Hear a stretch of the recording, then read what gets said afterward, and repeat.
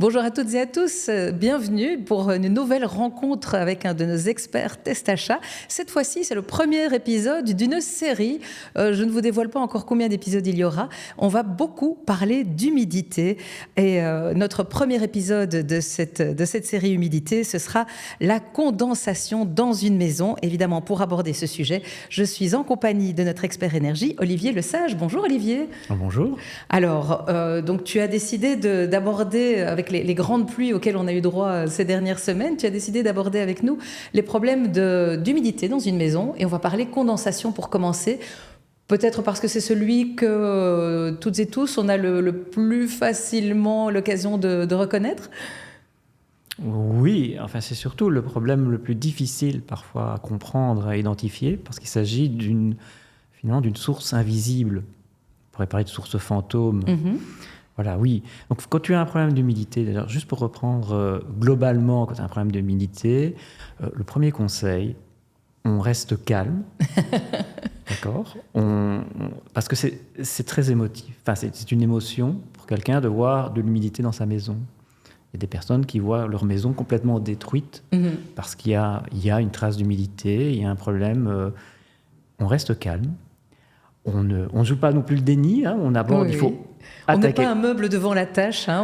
Exactement.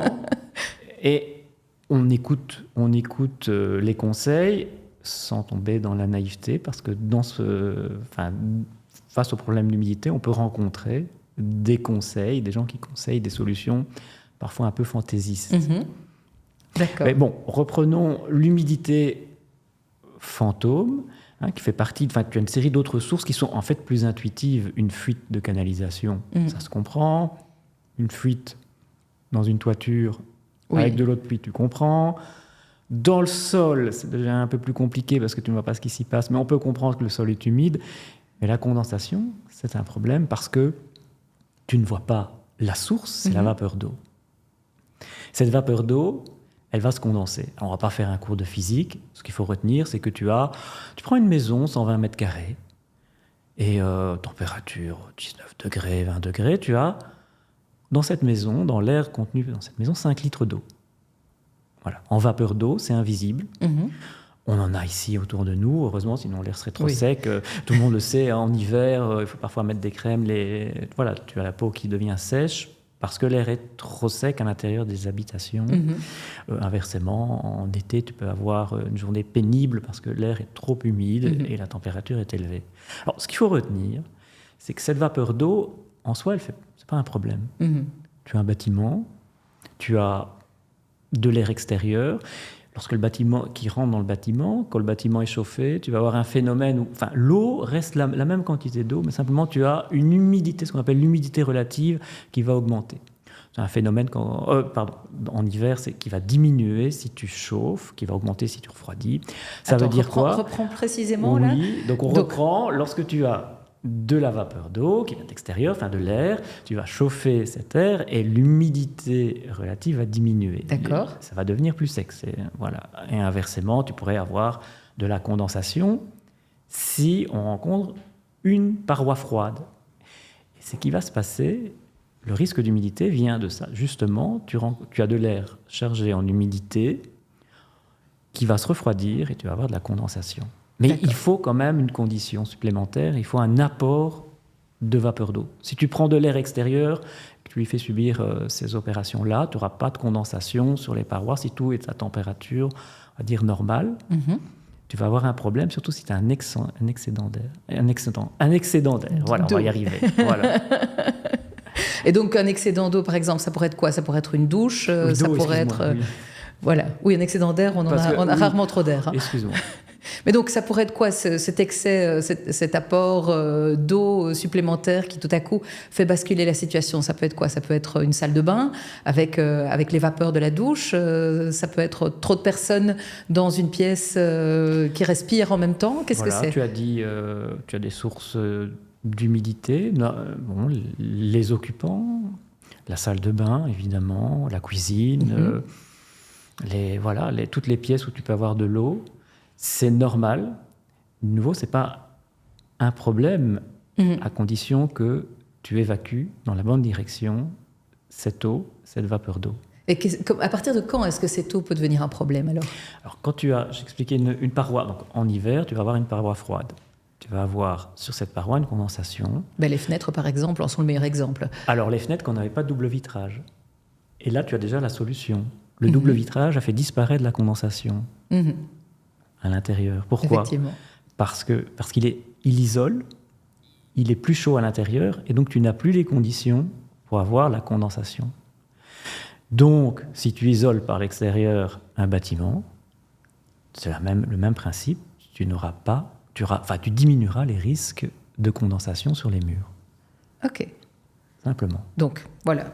Isoler, avoir un bon double vitrage, mais imaginons quand même que malgré le double vitrage, les fenêtres sont quand même plus fraîches généralement que le reste de la pièce, ou certains murs vers l'extérieur peuvent être quand même plus frais, où on n'a peut-être pas forcément pu isoler parce qu'on est locataire ou qu'on n'a pas les moyens à un moment donné de faire ces travaux d'isolation. Une fois que cette condensation est là, comment est-ce qu'on fait pour s'en débarrasser, ou en tout cas la refaire circuler?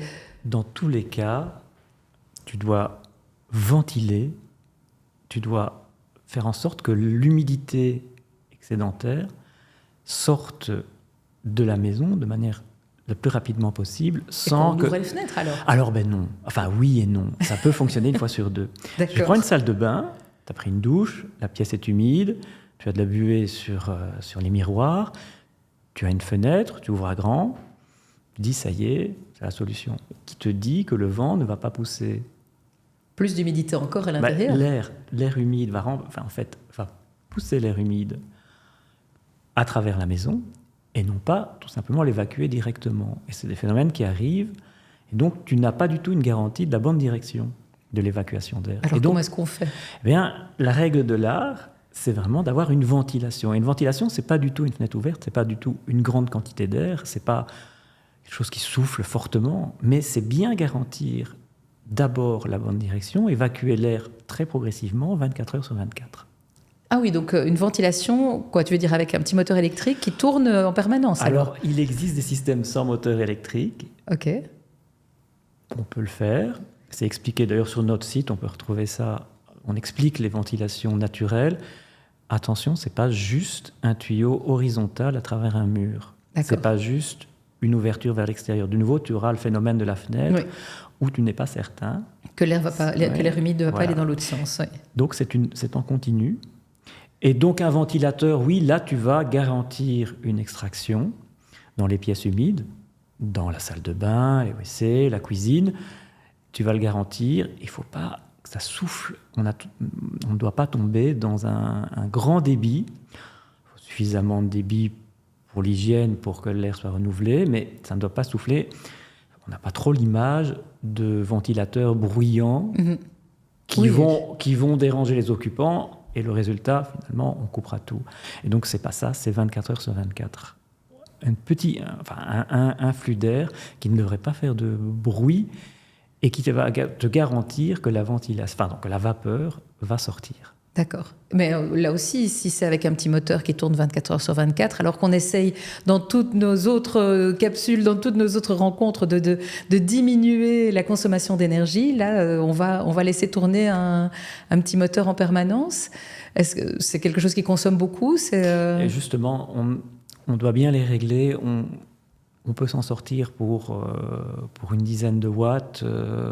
En tout cas, certainement pas comme on peut voir parfois des ventilation réglée à 100 ou 200 watts, parce que là, effectivement, tu peux arriver à 400 à 600 euros d'électricité par an. Oui. Donc, attention au réglage de ces systèmes. Ils fonctionnent bien, mais de nouveau, ils ne doivent pas être réglés à des puissances fortes. En fait, c'est un réglage, généralement, une bonne installation a un réglage qui permet d'avoir une puissance forte quand tu cuisines. Voilà, c'est un exemple. Tu as des odeurs. Là, tu vas l'utiliser, mais ça va être 1 heure ou 2 de temps en temps, et autrement, c'est une ventilation de base. D'accord. Bon, espérons que ce conseil soit déjà facile à suivre, à mettre en place et nous aide déjà à évacuer la condensation dans les pièces les plus humides de la maison. Un petit teaser, la prochaine fois qu'on se voit pour parler d'humidité, ce sera quelle thématique qu'on prendra? On reprendra ce sujet et on va parler des déshumidificateurs. Ah oui, d'accord. Intéressant aussi. Mais là, on est dans un autre domaine de consommation. Mais on verra, on n'en est pas encore là. En tout cas, merci beaucoup Olivier d'être venu parler d'humidité avec nous sur ce plateau. Et puis, comme il l'a déjà mentionné plusieurs fois, rendez-vous sur le site testachat.be où vous aurez évidemment tous les compléments. Si vous avez vraiment envie de reprendre point par point les différentes informations qu'il a apportées aujourd'hui, eh bien vous retrouverez ça sur notre site internet. N'hésitez pas à vous abonner à notre page YouTube puisqu'il y a évidemment plein de contenus intéressants sur plein de thématiques différentes. N'hésitez pas à nous laisser vos commentaires dans la section commentaires et évidemment à nous poser des questions si vous avez besoin de plus de précision. On se retrouve très bientôt pour un nouvel échange avec un nouvel expert sur une nouvelle thématique et d'ici là, faites de bons choix.